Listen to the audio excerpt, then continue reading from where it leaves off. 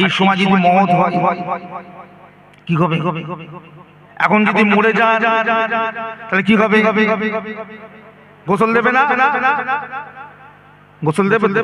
কি করে গোসল দেবে? আপনি জানেন কি একটা মানুষ মারা গেলে তার শরীরে ঠান্ডা পানি দেওয়া যায় না, নিষিদ্ধ আছে। গরম পানি করতে হয়, জানেন?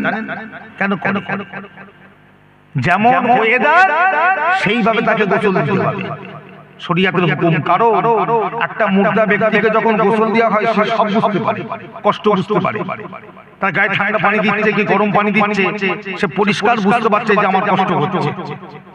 ওই জন্য শরীয়তের হুকুম হলো যে মানুষ মারা যাবার পরে তাকে যখন গোসল দেওয়া হবে, গোসলটা তোমার শরীরে যে পানিটা তুমি সহ্য করতে পারবে সেই পানিতে গোসল দেবে। আমার ভাই জানেরা বাবাজিরা, গোসল দিতে হবে, যতই ঠান্ডা হোক, বর্ষা হোক, গরম হোক, পবিত্র করতে হবে। তাহলে এই পৌষ মাসে ঠান্ডা যদি রাতে কেউ মারা যায় তাকে গোসলটা দেবে কি করে? বলো, মানুষ মরে না, মানুষের মরার কোন দিনক্ষণ আছে না? যখন তখন মরে যেতে পারে। আল্লাহর হুকুম হলে দুনিয়া থেকে বিদায় নিয়ে চলে যাবে। কি করবে? কিচ্ছু করা চরিত্রবান হন, আখলাকবান হন, আখলাকের রাসূল তৈরি হন, ভালো হতে শিখে। আজকে এত বড় জলসা, এত টাকা খরচা, 15 হাঁড়ি বিরিয়ানি করেছে খাবার লোকগুলো, 15 হাঁড়ি বিরিয়ানি হয়েছে খাবার, যে খাবে সেই লোকগুলো কই? তারা গেল, তারা এখনো পর্যন্ত আসে না কেন? সবাই চলে আসে, মাইকের আওয়াজ যতদূর পর্যন্ত যাচ্ছে আমি প্রত্যেকটা ভাই বাবাজিদের বলবো জলসার মধ্যে এসে বসে, মাহফিলের ভিতরে এসে বসে যা, সংক্ষেপে দুটো একটা কথা বলে দোয়া করে দেবার। যদি বলেন এক্ষুনি দোয়া করে দেন, এক্ষুনি করে। আমাকে কোনো বাধা নেই, কারণ আমাকে কমিটি সুলেমান ভাই পরিষ্কার বলে দিয়েছে যে ঠান্ডার সময় বেশি সময় করতে হবে, যতক্ষণ পারবেন করে দোয়া। কি দোয়া করে দেবো? এই কথা বলে একটু অজ হবে, একটু শুনবেন আমার ভাই যারা যারা আশেপাশে ঘোরাফেরা করছে, মাহফিলের ভিতরে এসে বসে, জলসার মধ্যে এসে বসে, আল্লাহ পাকের নিয়ামতের মাহফিল, দোয়া কবুলিয়াতের মাহফিল। আল্লাহ পাক আমার আপনার নবীকে কত বড় নবী করেছে, কত বড় রাসূল করেছে। আল্লাহ পাক আমার আপনার নবীকে तमाम নবীদের ইমাম, ইমামুল আউলিয়া, ইমামুল আম্বিয়া আল্লাহ করেছে। ইমামুল আম্বিয়া সমস্ত নবীদের ইমাম করেছে। দুনিয়ার বুকে মোট নবী রাসূল কতজন? দুনিয়ার বুকে মোট নবী আর রাসূল কতজন? 1 লক্ষ ইখতিলাফ 2 লক্ষ 24,000 নবী আর রাসূল দুনিয়ার বুকে এসেছে। 1 লক্ষ ইখতিলাফ 2 লক্ষ 24,000, তাদের মধ্যে আমার আপনার নবী। কাল কিয়ামতের মাঠে যখন আল্লাহ পাক আমার আপনার নবীকে দাঁড় করাবেন, সমস্ত নবীকে দাঁড় করাবেন, সমস্ত নবীর উম্মতদেরকে আল্লাহ দাঁড় করাবেন, সবাই ওই কিয়ামতের মাঠে, হাসরের মাঠে আল্লাহ পাক ঘোষণা করে দেবে, কাতার দাও, লাইন দাও। সমস্ত গুনাহগার বান্দারা লাইন দিয়ে দাঁড়াবে, কাতার দিয়ে দাঁড়াবে, লাইনে লাইনে লাইনে দাঁড়াবে। মোট দেখা যাবে 140টা কাতার, এই 120টা কাতার। কটা কাতার? 120টা কাতার কিয়ামতের দিন। এই 120টা কাতারের ভিতর আখিরি জামানার নবীর উম্মতের কাতার হবে 80টা।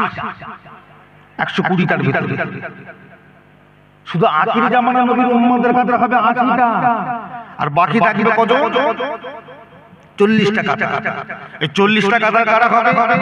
আরো যত নবী আলাইহিস সালাম এসেছে তাদের উম্মতদের কাতার। তাহলে আমার নবী পাকের উম্মতের সংখ্যা কত বুঝতে পারছেন? আমার নবী পাকের উম্মতের সংখ্যা কত আল্লাহ পাক বলেছেন, সেই নবীর উম্মত হয়েছেন আপনি, ভালো করে শিখে আল্লাহ পাক এক একটা নবীকে এক এক রকম ভাবে পরীক্ষা করেছে, নিরীক্ষা করেছে, নানান রকম ভাবে পরীক্ষা করেছে।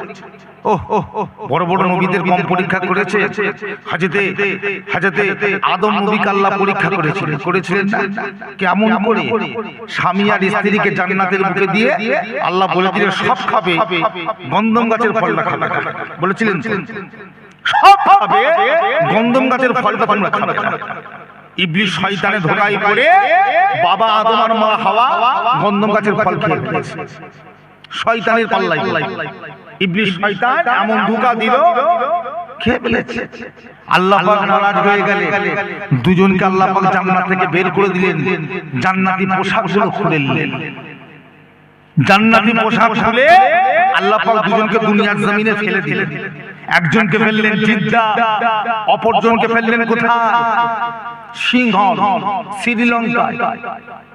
একজনকে ফেললেন জিদ্দা, আর একজনকে ফেললেন কোথায়? শ্রীলঙ্কা। অন্ধকারে দুজন কাঁদছে। তখন চাঁদও ছিল না, সূর্যও ছিল না, তখন পৃথিবীটা ছিল অন্ধকার। তখন চাঁদও প্রকাশ পায়নি, সূর্য প্রকাশ পায়নি, এই পৃথিবীটা ছিল অন্ধকার, ঘন অন্ধকার। দুজন দু জায়গায় দাঁড়িয়ে দাঁড়িয়ে কাঁদছে, কেঁদে কেঁদে কেঁদে কেঁদে। দেখেন না বাবা আদমের পায়ে ছাপ পাওয়া যায়? দেখেছেন কত বছর কেঁদেছিলেন? 3 থেকে 350 বছর। একবার জোরে বলুন না সুবহানাল্লাহ।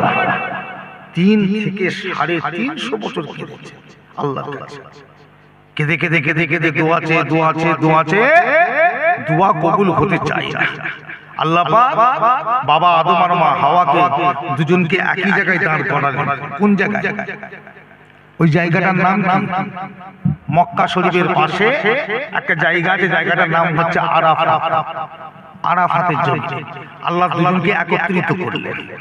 দুজন একসাথে দাঁড়ালে আল্লাহর কাছে দুজনে কাঁদছে। আল্লাহ বলছে ওইভাবে দোয়া চাইলে হবে না, ওইভাবে দোয়া চাইলে হবে না। তাহলে আল্লাহ কিভাবে দোয়া চাইবে আপনি বলে দিন।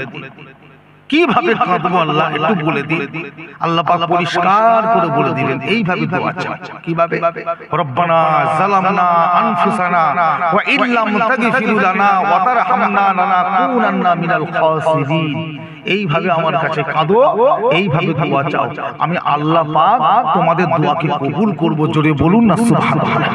3 থেকে 350 বছর দোয়া করা।